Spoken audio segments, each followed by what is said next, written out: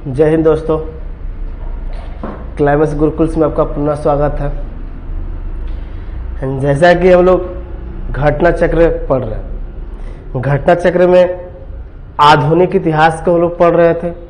इतिहास वाला जो घटना चक्र बुक हुआ करता है, जिसमें हम लोग आधुनिक भारतीय इतिहास के बारे में पढ़ रहे थे, जिसमें पहले हम लोग भारत में यूरोपियों का आगमन, फिर बारी बारी से हम लोग बात किए।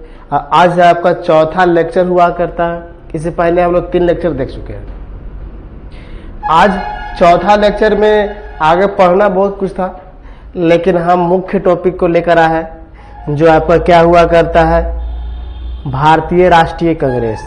हालांकि ये तो घटना चक्र बुक के माध्यम से हम लोग बात करेंगे, लेकिन इससे पहले हम प्लेलिस्ट में आपको भारतीय राष्ट्रीय कांग्रेस का वीडियो पड़ा हुआ है, आप देख सकते हैं। उसमें ज्यादा से ज्यादा बताया गया है।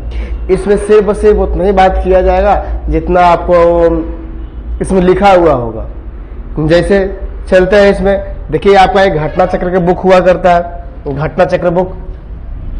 इस बुक आप सभी के पास अगर होगा तो आपको और बेहतर समझ में आएगा। घटना चक्र बुक जैसे आपके किसी भी एग्जाम के अगर बारे में बात करते हैं तो आप उसमें क्वेश्चन लगाते हैं। इस घटना चक्र बुक में यही दिया हुआ है कि नोट्स दिया गया है, और इसमें नोट्स के बाद बहुत से सारे एग्जाम में पूछे हुए सवाल दिए गए हैं। चलिए आज देखते हैं घटना चक्र। आपका घटना चक्र में हम लोग आज पढ़ना है भारतीय राष्ट्रीय कांग्रेस। क्या पढ़ना था? भारतीय राष्ट्रीय कांग्रेस। इससे पहले हम 3-4 चैप्टर देख चुके, आज तीसरा लेक्चर था, 3 चैप्टर हम लोग देख चुके हैं। चलिए, भारतीय राष्ट्रीय कांग्रेस, अगर देखिए इस जो बुक हुआ करता है, इस बुक में जो बताया गया उसके बारे में हम चर्चा करेंगे, लेकिन इससे ज्यादा कांग्रेस के बारे में अध्ययन करना है तो यही क्लाइमेक्स गुरुकुल्स के इसी चैनल पे आपका प्ले लिस्ट में वीडियो पड़ा हुआ है। आपको 6 से 7 वीडियो होगा भारतीय राष्ट्रीय कांग्रेस का। ये तो आज हम लोग एक ही वीडियो में खत्म कर देंगे, आज लगभग 20 से 25 मिनट में खत्म हो जाएगा। लेकिन इससे ज्यादा अध्ययन करना होगा तो प्लेलिस्ट में वीडियो पड़ा हुआ है भारतीय राष्ट्रीय कांग्रेस का, वो आप देख सकते हैं। चलिए, भारतीय राष्ट्रीय कांग्रेस घटना चक्र बुक से हम लोग देखते हैं। भारतीय राष्ट्रीय कांग्रेस घटना चक्र बुक से देखते हैं। आप अच्छा जानते हैं, इसमें लोग नोट से पढ़ेंगे। नोट देखिए, नोट में क्या लिखा हुआ है? भारतीय राष्ट्रीय कांग्रेस। भारतीय राष्ट्रीय कांग्रेस को भारत में स्थापना करने के क्या कारण हुआ करता है, ये भी समझना बहुत जरूरी होता है। भारत में क्रांतिकारियों को नॉर्मल बनाए रखने के लिए ही आमतौर पर किसका प्रयोग किया गया था, किसका स्थापना किया गया था? भारतीय राष्ट्रीय कांग्रेस का। भारतीय राष्ट्रीय कांग्रेस एक व्यक्ति हुआ करते हैं जिनको हम लोग एलन ऑक्टेवियन होम या A.O. होम के नाम से जानते हैं। ये भारतीय सिविल सेवा के सेवानिवृत्त ब्रिटिश अधिकारी हुआ करते थे। मैंने कहने का मतलब है कि A.O. होम जो हुआ करते हैं, A.O. होम भारतीय सिविल सेवा आप जानते हैं कि कॉर्नवालिस के द्वारा इसका स्थापना किया गया था, इंडियन सिविल सर्विस का। इसका सेनावृत्त कहने का मतलब रिटायर व्यक्ति हुआ करते ब्रिटिश। ये कहाँ पे घर बनाए हुए थे? ये शिमला में बसे हुए करते हैं। कहाँ पर बस गए थे? जैसे हम लोग कहीं बसे हुए रहते हैं, कहीं हमारा घर होता है, वैसे ये अधिकारी हुआ करते शिमला में थे। 1884 में इन्होंने भारतीय राष्ट्रीय संघ की स्थापना करते हैं। कहीं कहीं आपका बुक में देखने के लिए मिलता है 1883। क्या मिलता है? 1883, लेकिन इसमें दिया है क्या? 1884। आप इसको क्लियर कर लेंगे। आगे देखते हैं, यहाँ पर देखेंगे कि भारतीय राष्ट्रीय संघ की हम लोग बात कर रहे हैं, जो कि भारतीय राष्ट्रीय कांग्रेस का अग्रदूत माना जाता है। मैंने कहने का मतलब है कि भारतीय राष्ट्रीय संघ से ही भारतीय राष्ट्रीय कांग्रेस का जन्म हुआ है। भारतीय राष्ट्रीय संघ से ही भारतीय राष्ट्रीय कांग्रेस का जन्म हुआ करता है। आगे देखते हैं, इसमें आगे देखते हैं।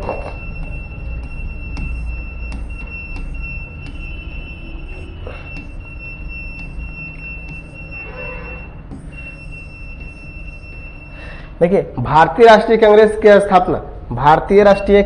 की स्थापना 1885 में, आप जानते हैं अगर डेट के साथ बात करेगा तो 28 दिसंबर 1885 में, ठीक है। A.O. होम के द्वारा की गई थी। भारतीय राष्ट्रीय कांग्रेस की स्थापना 1885 में A.O. होम के द्वारा क्या किया गया था? स्थापना किया गया था। इसका पहला अधिवेशन इसका पहला अधिवेशन 28 दिसंबर 1885 को बम्बई में स्थित गोकुल दास तेजपाल संस्कृत विद्यालय में हुआ करता है। कांग्रेस की जो स्थापना के बारे में बात कर रहे हैं, कांग्रेस कहने का मतलब एक दल एक पार्टी का स्थापना किया गया। इस दल के तहत क्या किया जाता था? अंग्रेजों के प्रति बातें किया जाता था, या अंग्रेज जो अनेक प्रकार के दमनकारी कानून लाता था, उस कानून को शांत करने के लिए एक पार्टी की जरूरत पड़ता है। तो वर्तमान में पार्टी के बारे में बात करते जैसे आपको बीजेपी हो गया, कांग्रेस हो गया, ये सब दल है। और इसी प्रकार के यहाँ हुआ करते कांग्रेस। यही कांग्रेस से तो बाद में यही कांग्रेस से चलते आ रहा है वर्तमान में। देखिए आयोजित किया गया इसी सम्मेलन में दादा भाई नौरोजी ने एक सुझाव देते हैं, भारतीय राष्ट्रीय संघ का नाम बदलकर भारतीय राष्ट्रीय कांग्रेस कर दिया गया। एक बुक में हम और देखे कि भारतीय राष्ट्रीय कांग्रेस की नाम बदला गया था कब? 1892 में, लेकिन 1885 में यह चर्चा किया जाता है कि भारतीय राष्ट्रीय संघ हुआ करता है उसको भारतीय राष्ट्रीय क्या किया जाए? कांग्रेस। तो आपसे सवाल आएगा कि भारतीय राष्ट्रीय संघ में राष्ट्रीय और भारतीय संघ, भारतीय और राष्ट्रीय जो दो शब्द हुआ करते हैं, ये किसके द्वारा जोड़ा गया था? दादा भाई नौरोजी के द्वारा। कांग्रेस शब्द के बारे में बात करते हैं कि कांग्रेस शब्द कहां से लिया गया? तो कांग्रेस जो हुआ करता है यूएसए के पार्लियामेंट से क्या किया गया था? इसका शब्द को लिया गया था। आगे देखते हैं, इसमें कुल 72 प्रतिनिधि हुआ करते हैं, 72 वो सदस्य हुआ करते हैं, 72 सदस्य भाग लिया करते हैं। भारतीय राष्ट्रीय कांग्रेस के पहले अधिवेशन की अध्यक्षता देखिए, स्थापना कोई और किया, लेकिन पहले अधिवेशन की अध्यक्षता व्योमेश चंद्र बनर्जी, जिसको आमतौर पर हम लोग बोलते हैं WC बनर्जी की थी। इस तथा इसके प्रथम इस महासचिव के बारे में बात करता है तो ए.ओ. होम को ही बोला जाता है, कांग्रेस का जनक, कांग्रेस के पिता बोला जाता है। लेकिन ए.ओ. होम जो हुआ करता है कांग्रेस में कभी अध्यक्षता नहीं किए थे तो सिर्फ क्या किए थे?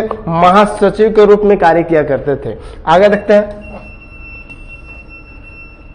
आगे देखेंगे भारतीय राष्ट्रीय कांग्रेस की स्थापना 1885 के समय भारत का वायसराय के बारे में आता है। तो वायसराय बोलते हैं लॉर्ड डफरिन के कार्यकाल के बारे में जानते हैं कि 84 से लेकर 88 तक हुआ करते हैं लॉर्ड डफरिन। यह आपसे सवाल आया है कि भारत में भारतीय राष्ट्रीय कांग्रेस का स्थापना के समय भारत का वायसराय कौन था? तो लॉर्ड डफरिन। उसने कांग्रेस का यह कहकर मजाक उड़ाया कि यह सूक्ष्मदर्शी अल्पसंख्यकों की क्या है? संस्था है। मैंने कहने का मतलब है कि डफरिन मजाक उड़ाते हैं कि ये जो संस्था है सिर्फ सूक्ष्मदर्शी अल्पसंख्यकों का प्रतिनिधित्व करता है और किसी का प्रतिनिधित्व नहीं करता है। आगे देखते हैं, कांग्रेस का दूसरा अधिवेशन जस्ट 85 के बाद 86 में होता है। कांग्रेस दूसरा अधिवेशन 86 में देखने को मिलता है। कहाँ मिलता है? कोलकाता। पहला अधिवेशन के बारे में बात की बॉम्बे में था, दूसरा अधिवेशन के बारे में बात कर रहे हैं कहाँ? कोलकाता। इसकी अध्यक्षता दादा भाई नौरोजी से आपको सवाल आता है ना कि दादा भाई नौरोजी कितने बार अध्यक्षता किए? दादा भाई नौरोजी 3 बार अध्यक्षता किए। एक आपको दिखता है 86 में, दूसरा 93 में दिखेगा और तीसरा दिखेगा 1906 में। लेकिन हम लोग यहाँ पहले पढ़ लेते हैं, इसकी अध्यक्षता दादा भाई नौरोजी की थी। इसके अतिरिक्त दादा भाई नौरोजी ने 1893 में लाहौर के अधिवेशन की अध्यक्षता किए थे और वर्ष 1906 में कहा? कोलकाता की अध्यक्षता किए थे। हम जस्ट चर्चा किए दादा भाई नौरोजी जो हुआ करता 3 बार अध्यक्षता करते हैं कांग्रेस का। एक बात किए हम फर्स्ट में कि 1886 में कहा? कोलकाता का। दूसरा बात किए 1893 में कहा? लाहौर के अधिवेशन की अध्यक्षता किए। और तीसरा बार बात कर रहे हैं कोलकाता आप जानते हैं। आगे देखते हैं,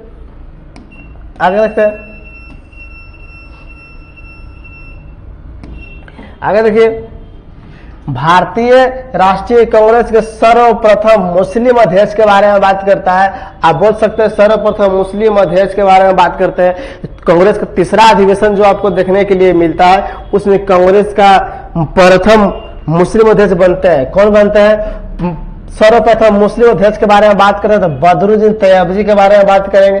किसके बारे में? बदरुद्दीन तैयबजी। अब देखिए, ये भारतीय राष्ट्रीय कांग्रेस के 27 से लेकर 30 तक जो दिसंबर में 1887 में अधिवेशन हुआ था।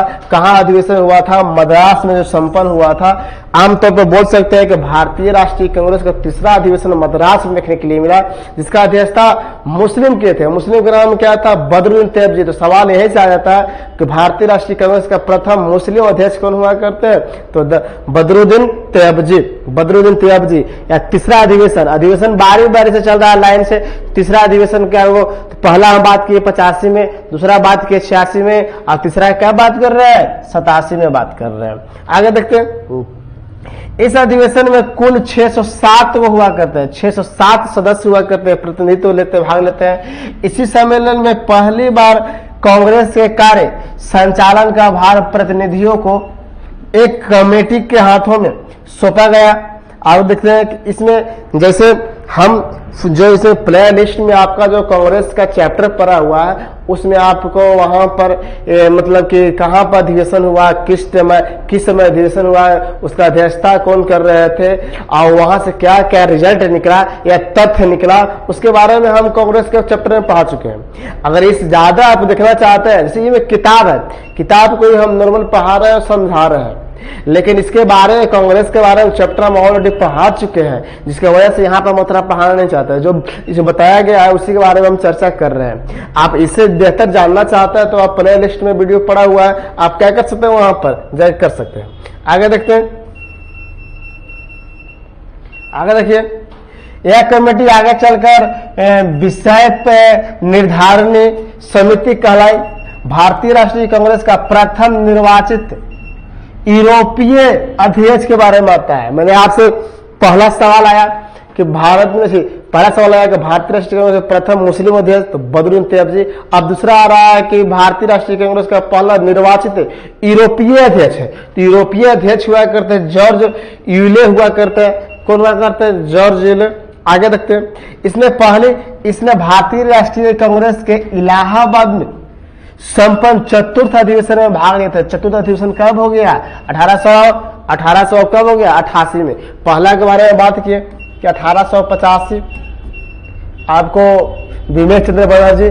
दूसरा बात किया 1886। 1886 के बारे में हम चर्चा कर दिए। आगे देखिए, दादा भाई नौरोजी के बारे में बात की 1886। 1 मिनट।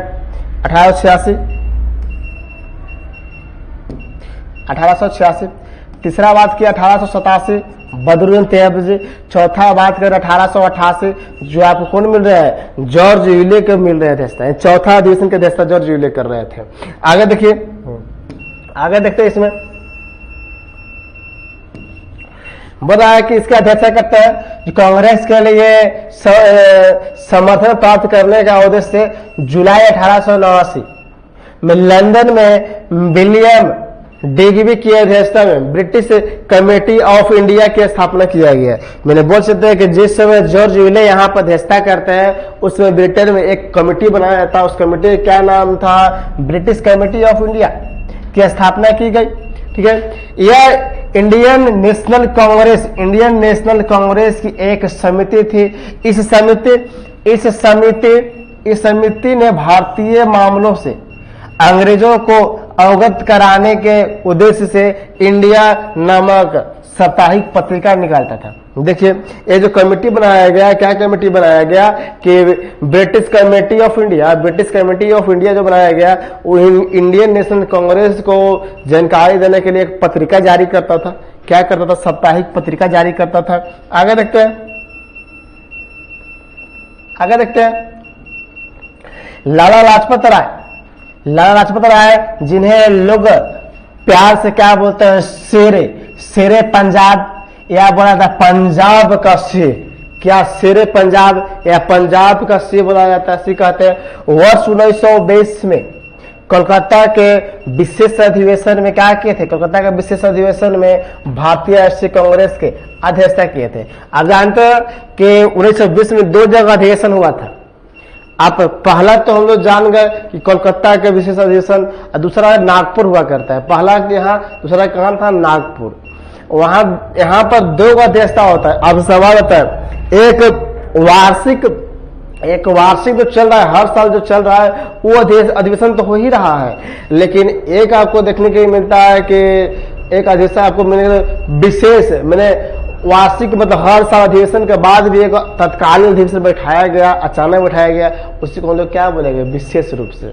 देखिए अभी हम लोग डायरेक्ट 86-87 के बाद हम लोग पहुंच गए 1920 में, लेकिन इससे पहले आप कांग्रेस का अधिवेशन कहाँ पढ़े, नहीं पढ़े।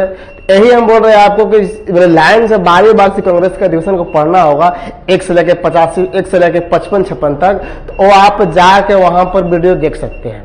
चलिए आगे देखते हैं।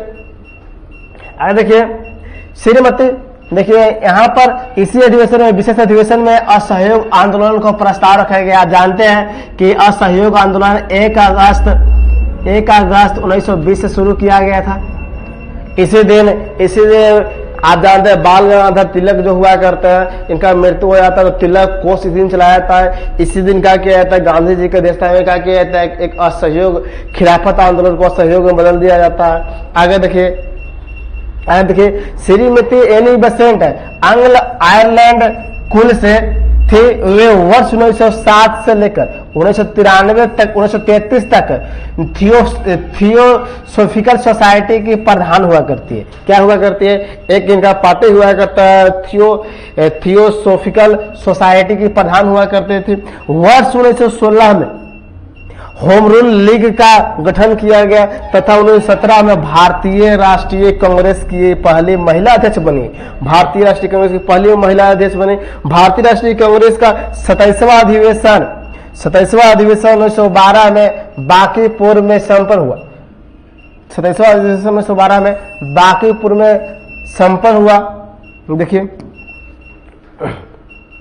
पहली बात कि भारतीय राष्ट्रीय कांग्रेस का जो आपको 1917 में जो अधिवेशन देखने के लिए मिल रहा था, जिसका अध्यक्षता कौन कर रहे थे, तो आपको हम बात किए क्या, एनी बेसेंट के बारे में आता।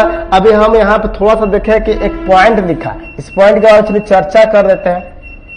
होम रूल भारत में आपको 2 जगह देखने के लिए मिलता है, 2 नेताओं के द्वारा शुरुआत किया गया था। एक एनी बेसेंट का होम रूल बुलाया था, एक बुलाया था बाल गंगाधर तिलक। एनी बेसेंट को होम रूल बुलाया था, एक क्या बुलाया था, बाल गंगाधर तिलक। जो बाल गंगाधर तिलक जो था ना, उनका राजधानी, उनका मुख्यालय हुआ करता है पुणे में, लेकिन एनी बेसेंट का जो हुआ करता, एनी बेसेंट के आपको पूरा क्षेत्र में देखने के लिए मिलता है। इनका मद्रास वाला में इसका मुख्यालय हुआ करता है। आगे देखेंगे, आपको यही सवाल आता है ना कि बाल गंगाधर तिलक का होम रूल का मुख्यालय कहाँ था, तो पुणे। और वही बात करेगा एनी बेसेंट का मुख्यालय कहाँ था, तो मद्रास।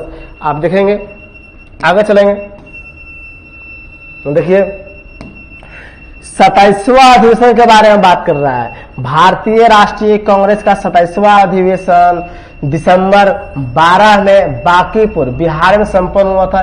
इस अधिवेशन की अध्यक्षता RN मघोलकर ने की थी। आपसे पहली पॉइंट आया कि मैंने हम बोल सकते हैं कि बिहार में 3 अधिवेशन देखने के लिए मिलता है, एक 1912, एक 1922 और एक आपको देखने के लिए मिलेगा क्या, 1940। 1912 में तो आप जान गए, 1912 में तो आप जान गए कि आपको कहाँ अधिवेशन देखने के लिए मिल रहा है, तो बांकीपुर पटना में। लेकिन 1922 में हम देखेंगे तो गया आपको देखने के लिए मिलेगा। वही 1940 में देखेंगे तो 1940 में देखेंगे तो रामगढ़, जो रामगढ़ वर्तमान झारखंड में चला गया। लेकिन 1940 के बारे में बात कर रहे हैं, उस समय रामगढ़ कहाँ हुआ करता है, बिहार में हुआ करता है। आगे देखिए, इस अधिवेशन में A.O. होम को कांग्रेस का पिता कहा गया, कांग्रेस का पिता। अब कांग्रेस के पिता के बारे में आपसे सवाल आता है, कांग्रेस का पिता A.O. होम का कब कहा गया, किस अधिवेशन में A.O. होम को कांग्रेस का जनक या कांग्रेस के पिता बोला गया, तो आप जानते हैं कि 27वां अधिवेशन 1912 में कहा गया था। आगे देखिए, भारतीय राष्ट्रीय कांग्रेस तथा मुस्लिम लीग, भारतीय राष्ट्रीय कांग्रेस तथा मुस्लिम लीग, भारतीय राष्ट्रीय कांग्रेस तथा मुस्लिम लीग दोनों ने वर्ष 1916 में लखनऊ में अधिवेशन किया। तदनुसार कांग्रेस तथा मुस्लिम लीग के बीच लखनऊ समझौता हुआ। आप जानते हैं कि लखनऊ अधिवेशन में या लखनऊ समझौता में बहुत कुछ देखने के लिए मिलता है। एक आपको अगर बिहार से बात करते हैं तो राजकुमार शुक्ल भी वहां पर भाग लेते हैं, दूसरी गांधी जी भी भाग लेते हैं जो जवाहरलाल नेहरू कहने पर। तीसरी बात कि यहाँ पर गरम दल नरम दल एक होते हैं। तीसरी बात, चौथी बात कि यहाँ पर कांग्रेस और मुस्लिम लीग एकजुट हो जाते हैं। आपको बहुत कुछ यहाँ पर देखने के लिए मिलता है लखनऊ समझौता में। लखनऊ समझौता में अगर बिहार के व्यक्ति के बारे में बात करते हैं तो जो आपको राजकुमार शुक्ल जो देखने के लिए मिलते हैं वो जाते सरदार पटेल से मिलने के लिए जाते हैं कि भारत बिहार में जो चंपारण क्षेत्र में हुआ करता है वहां पर नील खेती जबरदस्ती अंग्रेजों के द्वारा किया जा रहा था, उसको खत्म करवाने के लिए सरदार पटेल से मिलने जाते हैं। कौन? राजकुमार शुक्ल। एक सरदार पटेल बोलते हैं कि भैया अभी मेरे पास टाइम नहीं है, जाके आप गांधी जी से मिल लीजिए। तो गांधी जी मिलते हैं तो गांधी जी तो बोलते हैं कि चलो ठीक है हम मिलेंगे। तो गांधी जी के बारे में बोला जाता है कि गांधी जी को एक व्यक्ति के द्वारा आदेश दिया जाता है जिसके चलते जब यहाँ तक लखनऊ अधिवेशन की अध्यक्षता, लखनऊ अधिवेशन की अध्यक्षता जो व्यक्ति करते हैं उन्हीं के द्वारा गांधी जी को आदेश दिया जाता है कि ठीक है आप जाकर बिहार में देखेंगे अगले साल। चलिए आगे देखते हैं 1916 में लखनऊ अधिवेशन, लखनऊ समझौता के बारे में बात की जो कांग्रेस लीग योजना तथा लखनऊ पैक्ट के नाम से भी जाना जाता है। लखनऊ पैक्ट के नाम से भी जाना जाता है।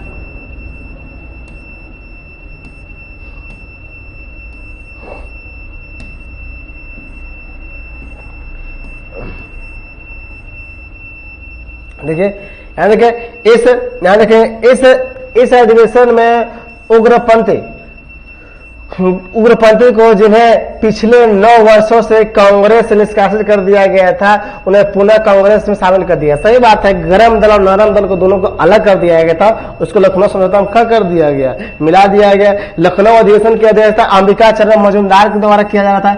यही आदेश देते हैं गांधी जी को कि जाइए बिहार के क्षेत्र में क्या हो रहा है, परेशानी है, जनता को जाकर देखिए। ठीक है, भारतीय राष्ट्रीय कांग्रेस के लखनऊ अधिवेशन 16 में बाल गंगाधर तिलक ने कहा था कि स्वराज मेरा जन्म अधिकार है, स्वराज मेरा जन्म सिद्ध अधिकार है और मैं इसे लेकर रहूंगा। यह आपको नारा के बारे में बोला जाता है या कथन के बारे में बोला जाता है, स्वराज मेरा जन्म सिद्ध अधिकार है और मैं इसे लेकर रहूंगा।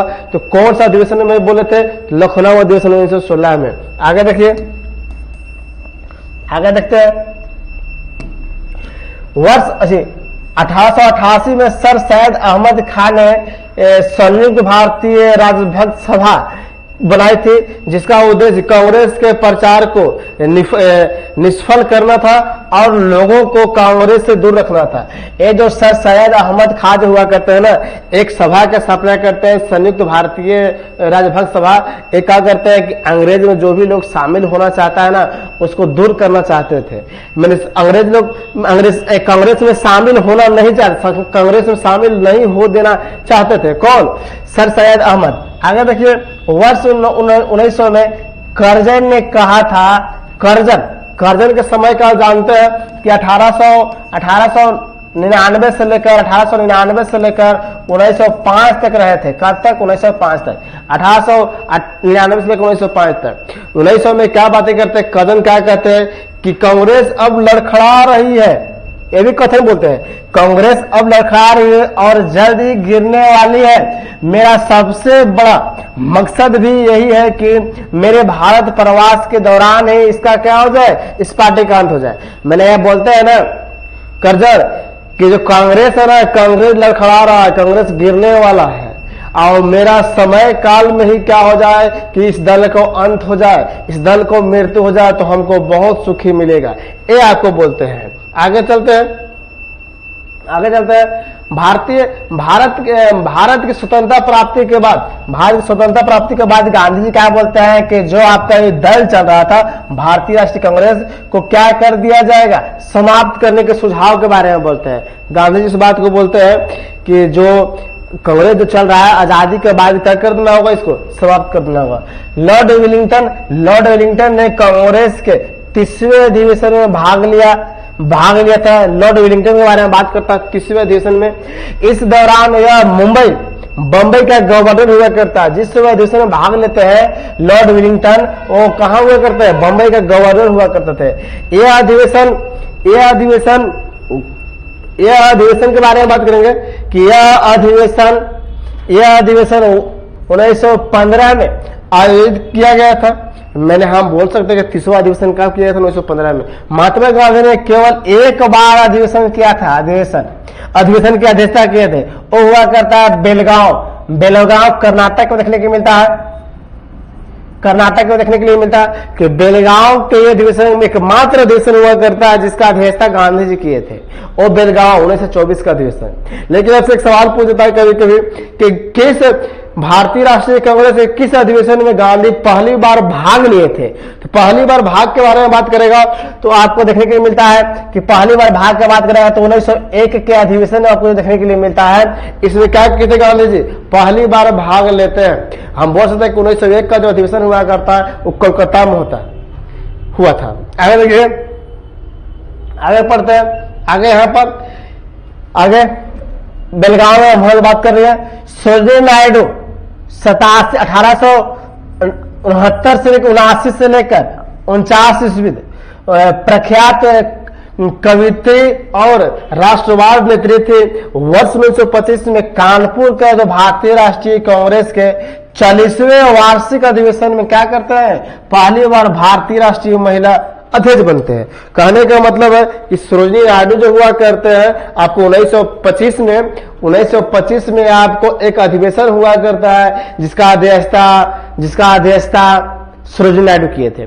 सवाल आता है कि भारतीय राष्ट्रीय कांग्रेस का एकमात्र प्रथम भारतीय महिला कौन हुआ करते हैं? तो प्रथम भारतीय महिला जो हुआ करते हैं उस सरोजिनी नायडू हुआ करते हैं। वो एक जमाने में 1947 से 49 तक उत्तर प्रदेश की राज्यपाल हुआ करती है। यही सवाल आता है कि भारत का प्रथम राज्यपाल तो सरोजिनी नायडू।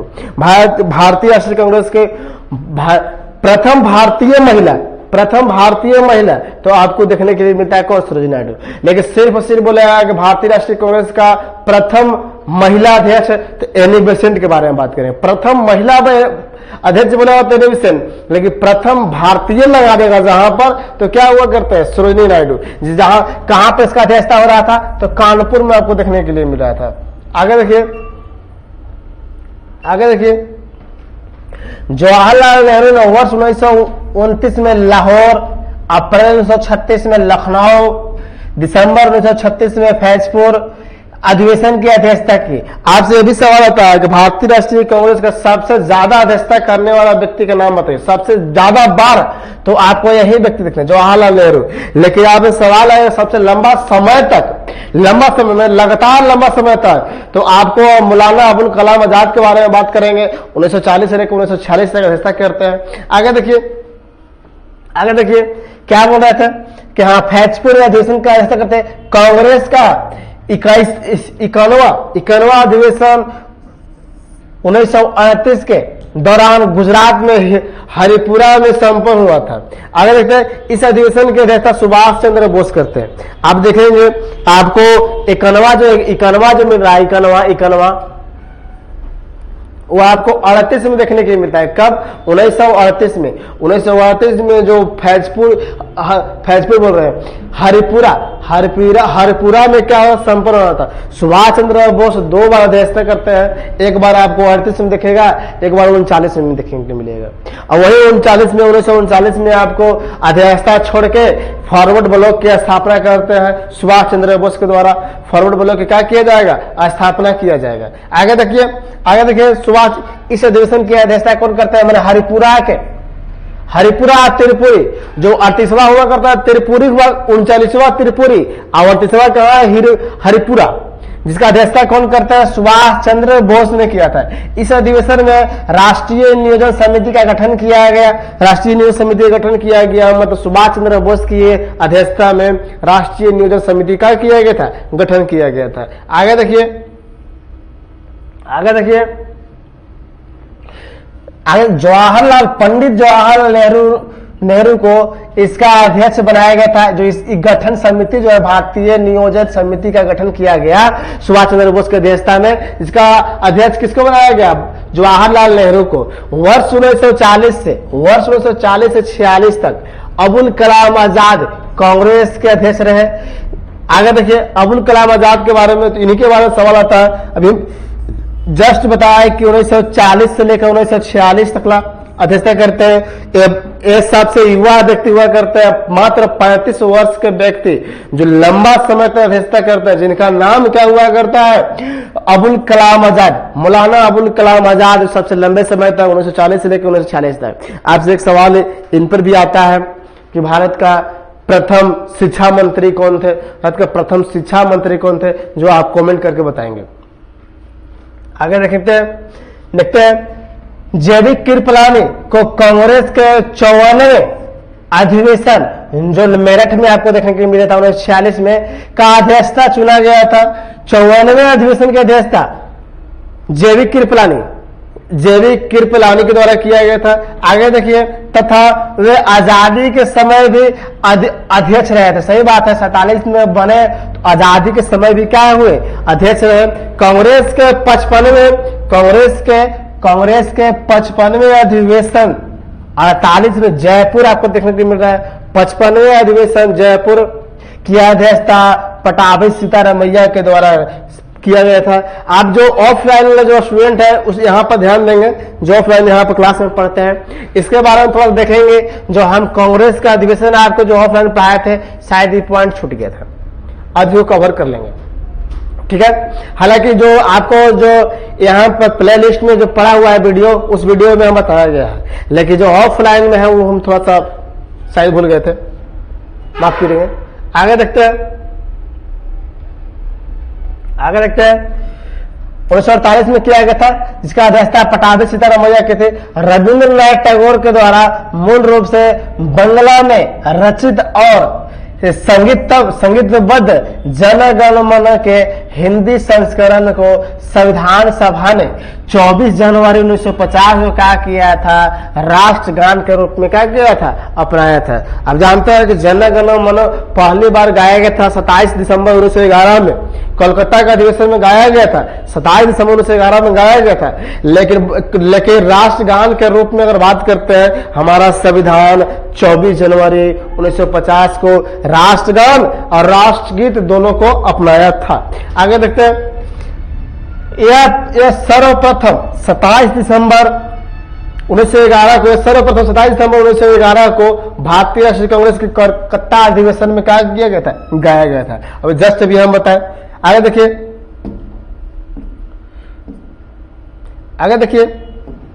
कि बाल गंगाधर, आगे देखें यहां पर कि बाल गंगाधर तिलक ने अंतिम रूप से भारतीय राष्ट्रीय कांग्रेस के अमृतसर अधिवेशन की अध्यक्षता किए थे 1919 में। अब यहां पर समझेंगे क्या बात हुआ करता है कि जितना हम लोग आपका इसके बाद जो पीडीएफ हुआ करता है घटना चक्र में समाप्त हो गया। पीडीएफ जो घटना चक्र में था क्या हो गया, समाप्त हो गया। लेकिन हमको तो क्वेश्चन तो लगाना होगा। लेकिन आपसे एक बार फिर से निवेदन है कि जो आपको भारतीय राष्ट्रीय कांग्रेस जो चर्चा की है, ये पूर्ण रूप से चर्चा नहीं है, शॉर्ट में नोट्स बनाया हुआ है, घटना चक्र में नोट्स बनाया हुआ है।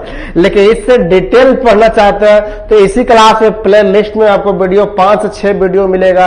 अगर कुल समय के बारे में बात करते हैं 2 से 2.5 घंटा, मैंने 6 वीडियो है तो सब 25 मिनट 30 मिनट का है, जो आप अच्छे तरह से नोट बना सकते हैं। इससे ज्यादा वहां पर दिया गया है। लेकिन ये जो बुक है घटना चक्र, इस बुक में आपको एक नोट बनाया हुआ था, मुख्य पॉइंट चर्चा किया गया था, जिसके बारे में हम लोग पढ़ लिए।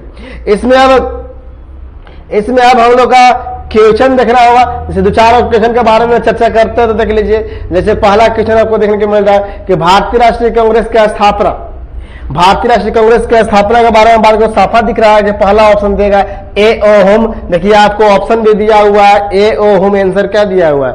लेकिन सवाल देख लीजिए कहां पूछा है, ऐसे सवाल कहां पूछा है, पहले देख लीजिए कहां सवाल पूछा है। नॉर्मल सवाल नहीं है, लेकिन पढ़ने के बाद पूरा नॉर्मल है, पढ़ने के बाद पूरा नॉर्मल है कि 44वां जो बीपीएससी एग्जाम में प्री 2000 में उसमें पूछा गया था। आगे देखते हैं 2-4 और क्वेश्चन देखते हैं, 2-4 और क्वेश्चन देखते हैं। 2 के बाद आगे देखते हैं 3, 1 के बाद 2 देखते हैं।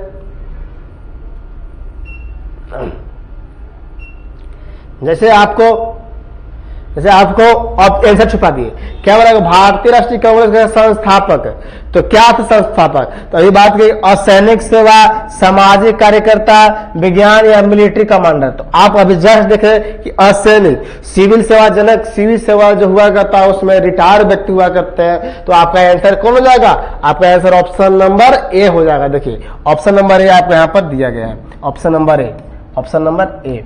आगे देखते हैं, आगे देखते हैं, 3 देखते हैं, 3 के बारे में बात कर लेते हैं। 3 के बारे में, तो भारतीय राष्ट्रीय कांग्रेस के संस्थापक कौन थे, फिर वही सवाल को दोहराता है, लेकिन दोहराता है तो देख लीजिए क्या पूछा है, फिर बीपीएससी में पूछा है, कहां पूछा है, बीपीएससी में 65वां बीपीएससी 2019 में सवाल किया है, 65वां बीपीएससी 2019 में सवाल किया है। देखिए इसका आंसर कौन हो जाएगा, तो ए ओ होम 3 का आंसर क्या दिया है, बी ए ओ होम।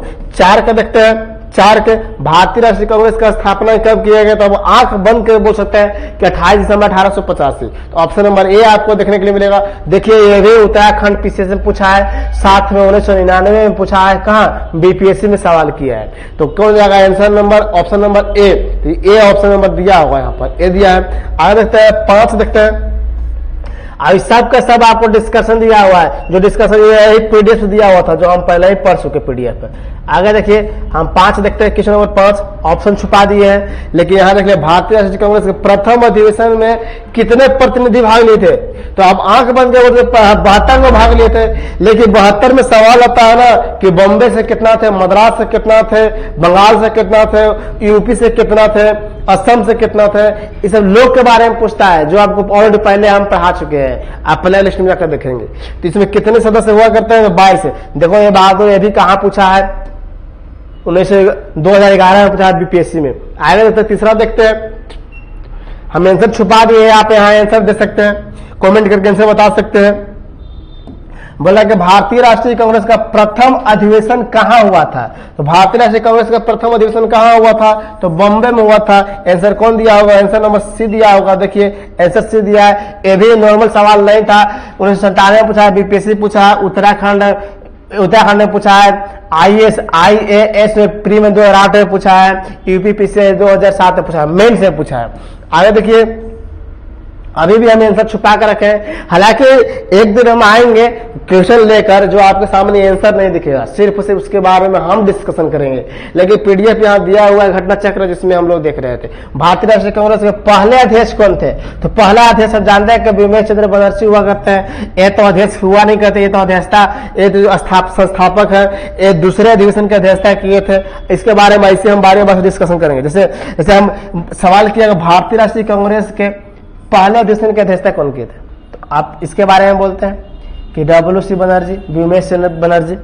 लेकिन यहाँ बात करता है ये जो हुआ करता संस्थापक हुआ करते हैं, इनका जनक बोला जाता है। ये हुआ करता है कि 1886 में अधिवेशन अध्यक्षता किए थे। अभी कब किए थे, 1885 में किए थे। ऐसे हम लोग टोटल के हर एक ऑप्शन का डिस्कशन करेंगे, इसका क्वेश्चन हम लगाएंगे तब। अभी सिर्फ हम नोट पर चारों क्वेश्चन दिखा दिए, क्वेश्चन से बंद आया है आपसे कि ना, बंद आया कि ना। आगे देखते हैं, आगे देखिए आंसर छुपा दिए। सवाल करता है कि इनमें से किसने भारतीय राष्ट्रीय कांग्रेस के प्रथम वार्षिक अधिवेशन की अध्यक्षता करते, तो वार्षिक अधिवेशन यानी कि बोल सकते हैं पहला अधिवेशन की अध्यक्षता के बारे में बात कर रहा है। वार्षिक मतलब कि हर साल जो होता था, तो प्रथम के बारे में बात कर रहा है। तो प्रथम आप अपने से बताइए कौन है। आप देखिए यहाँ पर ए हुम था, दादा भाई नौरोजी थे, या SM बनर्जी, SN बनर्जी थे, कि WC बनर्जी हुआ करते हैं। आप जवाब दीजिए। तो आप जानते हैं कि कब किए थे, एक किए थे 1886 में, फिर 1893 में, फिर 1906 में एक किए थे। इनके बारे में कोई चर्चा नहीं है इतिहास में, इनके बारे में चर्चा नहीं है। ये जो हुआ करता है इन जनक हुआ करते हैं, जनक, इनको गलती से भी नहीं अध्यक्षता किए थे।